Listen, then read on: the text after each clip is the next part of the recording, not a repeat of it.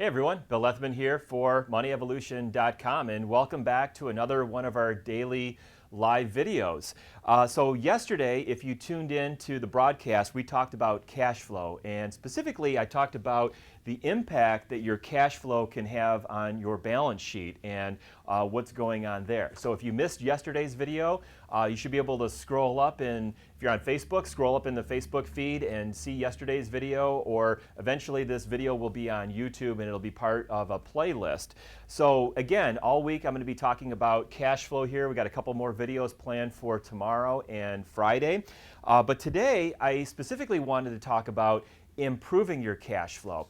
But before I get into a couple of strategies that you might want to consider to improve your cash flow, I want you to think about why you want to improve your cash flow. Now that may seem like a silly question. Of course I want to improve my cash flow.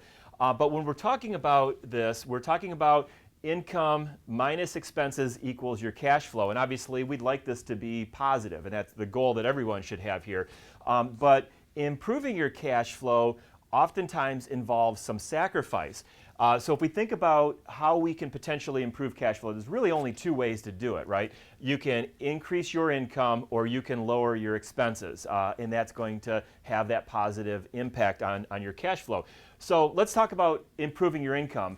Fortunately today, there are a lot of opportunities for us to improve our income. I think we're in probably one of the most exciting times ever. There's things called the side hustle, and we're going to talk about that in one of our future videos and how you can do things maybe in addition to your job.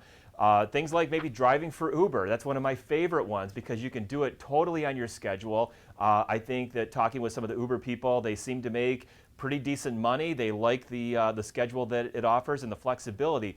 But there's other things that you can do too. You could work overtime at work or increase your hours. Now, again, that's going to be a little bit of a sacrifice to do that. So what I want you to do is think a little bit about why you want to improve that cash flow. What is it that you're ultimately doing? Now, there could be some obvious reasons, right? Maybe you're not saving enough money for your retirement, or maybe you're not saving money at all for your retirement. So you need to improve your cash flow so you can save some money for your future. Maybe you have some liabilities. Maybe you've accumulated some debt, maybe some credit card debt, or you have an expensive car payment, or student loans, or some other form of a liability, and you'd like to pay that off. And that is a very good purpose for that. So think about what you could, why you want to improve that cash flow, but also think about what you're sacrificing. So if you increase your income, oftentimes that may mean that you don't have as much time to do other things, maybe fun things. But if you're like many people, you probably have some time that is wasted. I know even I have a lot of time that is wasted, where you wake up and you're on Saturday morning, you're watching TV, drinking coffee. You could be driving for a couple hours for Uber, as an example, or you could be working on a side business that you have, or doing some consulting, or depending on what you're into, there's all kinds of different options for you to do that.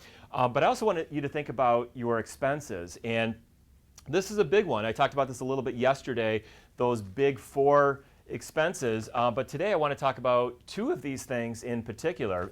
One is your housing.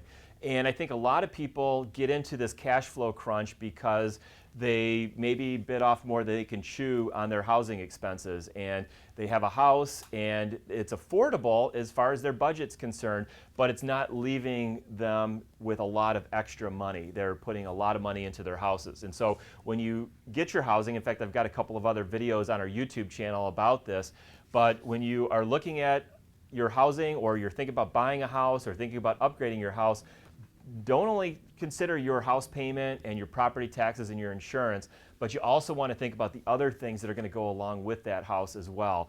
Maintenance is a big one, and I talked about that a little bit yesterday. So when you have those big expenses like repainting your house, or the hot water heater goes out, or you need a furnace repair, or a new roof, those are big expenses that most people don't have budgeted or planned for in their regular cash flow. Debt is another one. And one of the biggest things, and I've talked about this, I know, on a lot of other videos as well, but if you have car expenses, that's one of the things that is really, in my opinion, really drowning a lot of people. According to some recent research here, I think the average car payment is about $500 a month.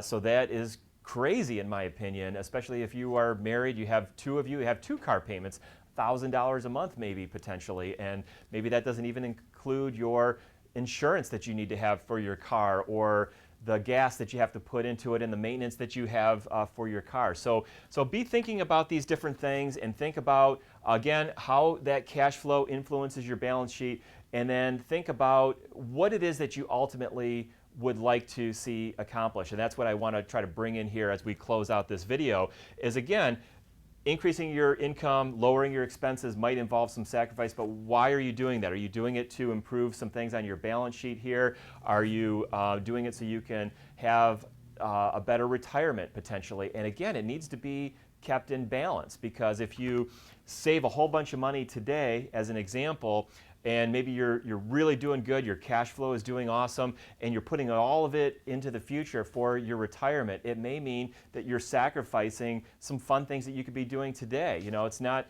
I don't think, healthy for us to save so much for retirement so we can do all these fun things 20, 30 years from now, or depending on how long it is to your retirement, and not going on a vacation for 20 or 30 years and sacrificing all of that. You've got to have, I think, a little bit of balance there. But think about what it is that you like to try to improve. So anyway, I hope this video has been helpful for you.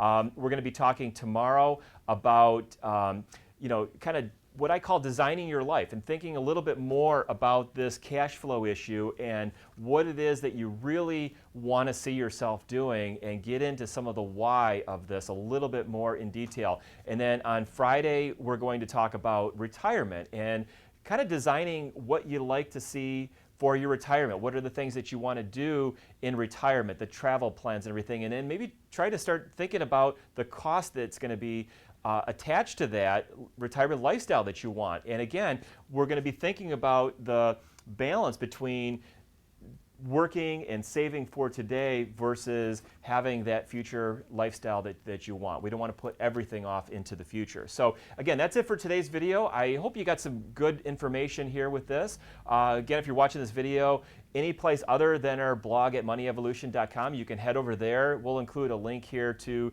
that web page here in the post today, and check out our free resources section. And as always, if you are interested in contacting us regarding helping you do some financial planning, we can help you go through what I call the 7 core elements of retirement planning. And of course, cash flow is a big one of that, and understanding how that cash flow works. So thanks everybody. I'll see everyone back here in tomorrow's video. Thanks.